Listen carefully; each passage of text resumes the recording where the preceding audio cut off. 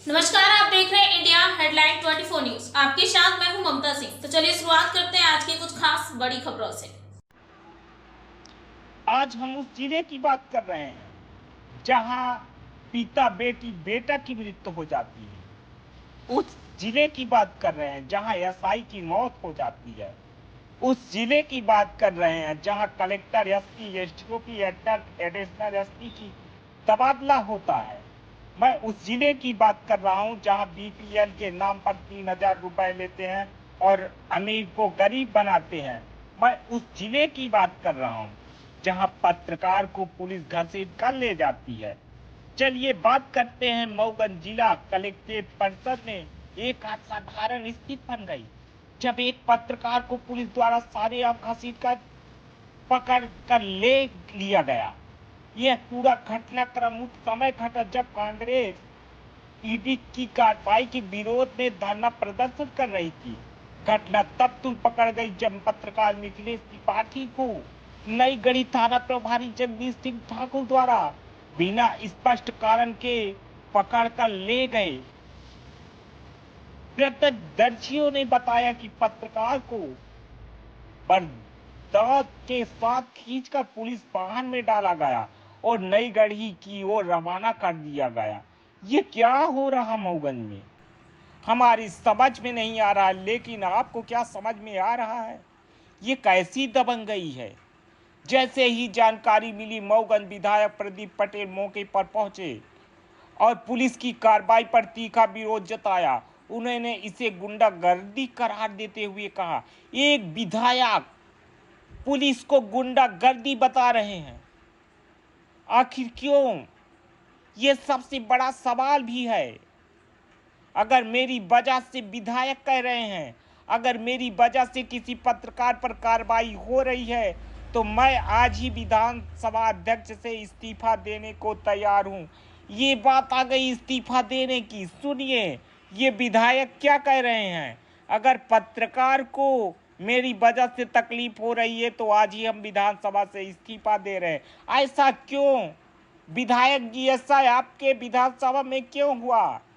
आखिर क्या वजह थी कि पत्रकार को ही एक पुलिस, साधारण पुलिस और दिन भर सेवा करने वाला पत्रकार और 24 घंटे बिना वेतन के और जिस तरह से कानून तोड़कर एक पत्रकार को ले जाया जाता है, ये कहाँ की न्याय है? पत्रकारों के विरोध में और विधायक की कड़े रुख के चलते पुलिस को तुरंत पत्रकार को रिहा करना पड़ा। तब अब सवाल उठ रहा है, आखिर पत्रकार को क्यों ले गए? जब सबके दबाव में पुलिस को छोड़ना था, अगर गुनाह किया था तो पत्रकार को रिहा क्यों किया गया? अरे थाना प्रभारी जगदीश सिंह ठाकुर, मेरे सवालों का जवाब तो दें। आखिर जब आप पत्रकार को ले गए थे तो आखिर किस जुर्म में? अगर जुर्म था तो क्यों आपने छोड़ा? आपने किसके दबाव में छोड़ा? सबसे बड़ा सवाल उठ रहा है आपके ऊपर। मिथिलेश त्रिपाठी ने पुलिस पर अभद्रता, व्यवहार और साजिश के तहत कार्रवाई करने का आरोप लगाया। उन्होंने कहा कि यह सब का एक शराब तस्कर के इशारे में किया गया।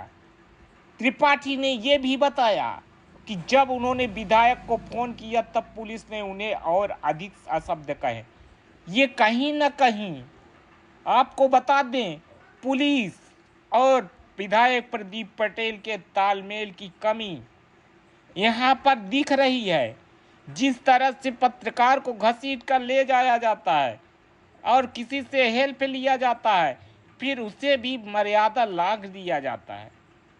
ये न्याय नहीं है साहब। आप जिस कुर्सी में बैठे हुए हैं वो जनता को न्याय दिलाने के लिए है। आपकी कुर्सी ऐसी नहीं होनी चाहिए कि एक देश का चौथा स्तंभ जो दिन रात मेहनत करता है, हर खबर को पहुंचाता है, हर भ्रष्टाचार को उजागर करता है, आप उसे घसीट कर क्यों ले गए? क्या जुर्म था साहब? आपको एक दिन सवाल देना पड़ेगा। मऊगंज एसपी दिलीप सोनी ने कहा कि यह मामला उनके कार्यभार ग्रहण करने से पूर्व का है और इसकी निष्पक्ष जांच की जाएगी। अगर ये आपके एसपी साहब आपके पहले का था तो पहले थाना प्रभारी ने क्यों नहीं गिरफ्तार किया? आखिर यह मामला आज तक क्यों था? क्यों नोटिस नहीं दी गई? अगर ये आपके मामले पद ग्रहण के पहले का था तो मिथिलेश त्रिपाठी को नोटिस क्यों नहीं दी गई? ये आपको सवाल का जवाब देना पड़ेगा एसपी साहब।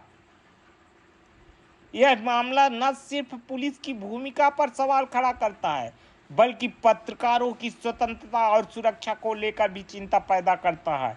यदि किसी भी सत्ता पक्ष या विपक्ष के दबाव में इस प्रकार की कार्रवाई होती है तो यह लोकतंत्र के लिए खतरे की घंटी है और इस घंटी को जिस तरह से थाना प्रभारी ने बजाया है, एक पत्रकार को घसीट कर ले गया,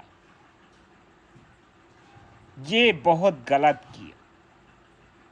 आज आपको ले जाया गया, आप किस तरह का बर्ताव किया गया आपके साथ? मैं आपको बताना चाहूँगा कि मैं यही कैंटीन पर खड़ा था और चाय पी रहा था बैठ कर। यहाँ पर मैं गई थाना प्रभारी थी, उनके द्वारा पहले हमारे गले में हाथ डालकर हमको बुलाया गया और जबरदस्ती गाड़ी में बैठने के लिए बोला गया।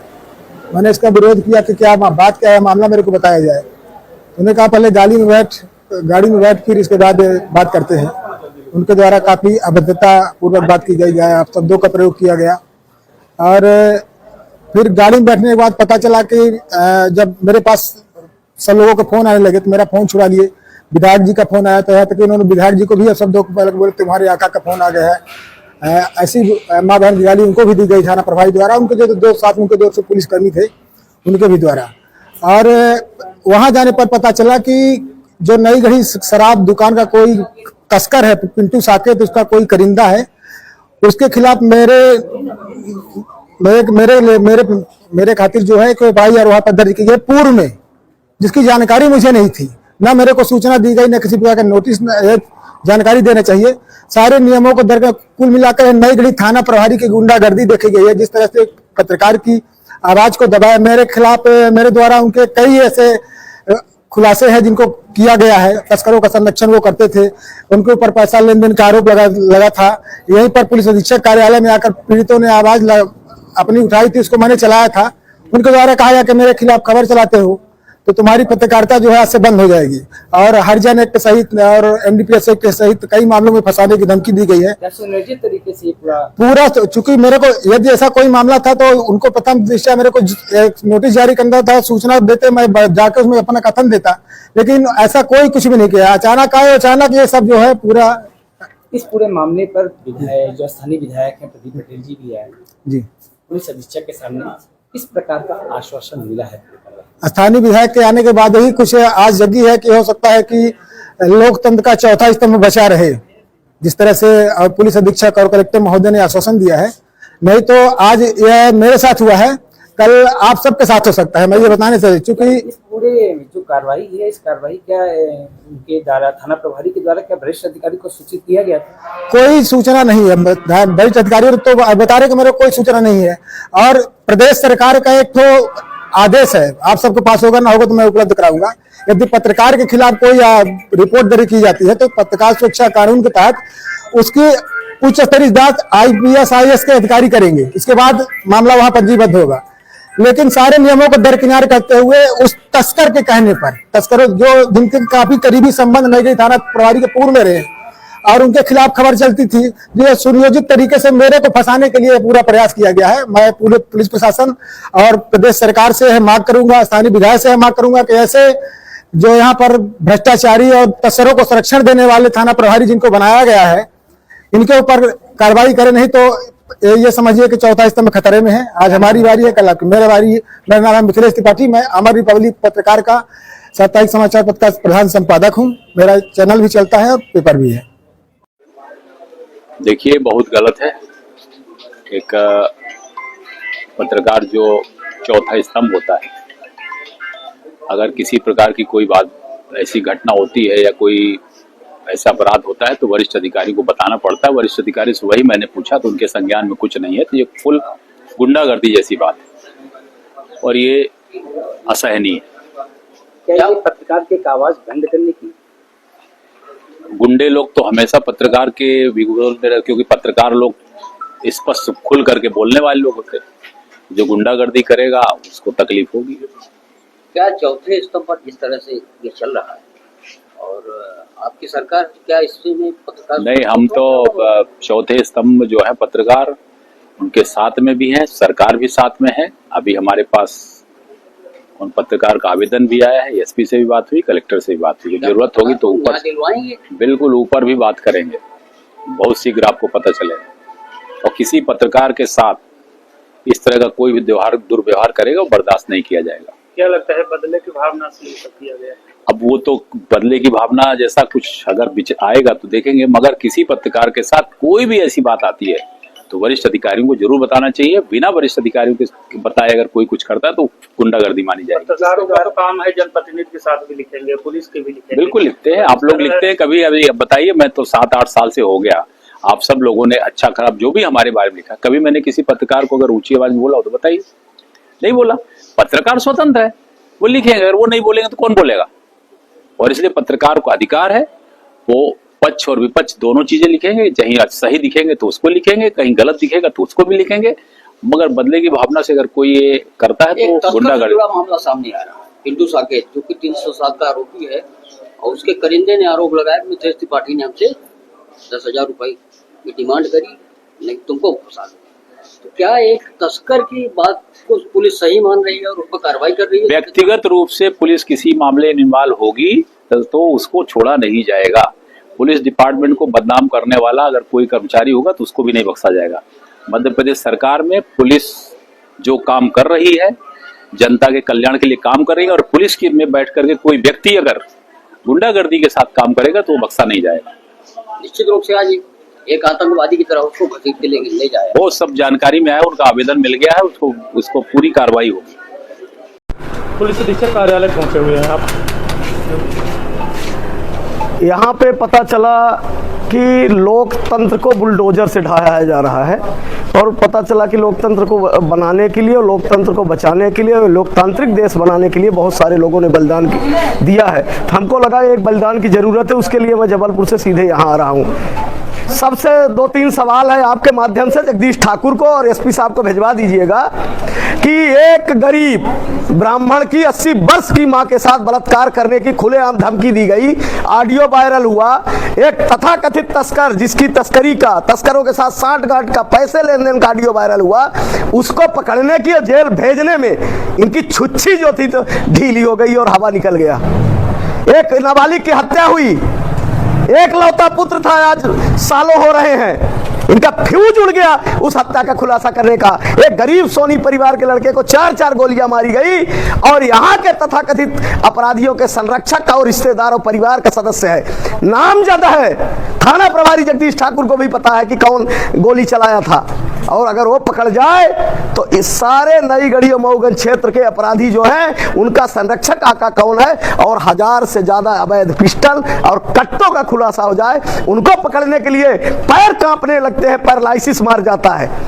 और जो जनता की आवाज है, जो लोकतंत्र का प्रहरी है, और जो कहते हैं कि समाज का दर्पण है, और वो दर्पण अगर दिखा देता है कि चेहरा में कालिक है, दर्पण दिखा देता है कि तुमने भ्रष्टाचार किया है जनता के बूंद बूंद पानी का, और दर्पण दिखा देता है कि राइजिंग पाइप जितने हैंडपंपों की थी एक भी नहीं है, और तुम्हारा तो तथाकथित खासम खास पूर्व सरपंच है, उसकी ओसारी में चारों तरफ वो बल्ली की तरह पूरे नई गढ़ी क्षेत्र की राइजिंग पाइप लगी हुई है। वहां जाकर रेड डालने में तुम्हारे चूल्हे हिल जाते हैं। और जब वही एक पत्रकार सवाल करता है तो उसको अपराधी की तरह, आपके माध्यम से उन पत्रकारों से मेरा कहना है कि बहुत ज्यादा चापलूसी कर रहे हो, एक दिन तुम्हारे साथ भी यही होगा।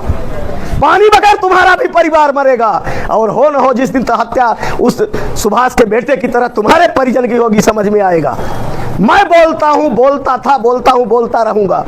और एक मिथिलेश क्या, हजारों तैयार हैं जो हिंदुस्तान की आजादी की कीमत समझते हैं, वो सब तैयार हैं। तलबे चाट के जीने वाले और होंगे। हम क्रांति और न्याय पे, लोकतंत्र पे और संविधान पे भरोसा करते हैं, हम चुप नहीं बैठेंगे। मुकदमों का डर हमें नहीं है, अभी लोकतंत्र और कानून है। वो न्याय करेगा। मैं अभी देता हूं आवेदन, तत्काल बगैर जांच के FIR कर दो। हिंदुस्तान के संविधान में नियम है, आपको नोटिस देना था मिथिलेश त्रिपाठी को।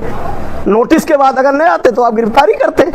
आपने कब सूचना दी, कब इनको नोटिस देके बुलाया, कौन सा ऐसा संगीन अपराध था, कौन सा ऐसी बातचीत थी?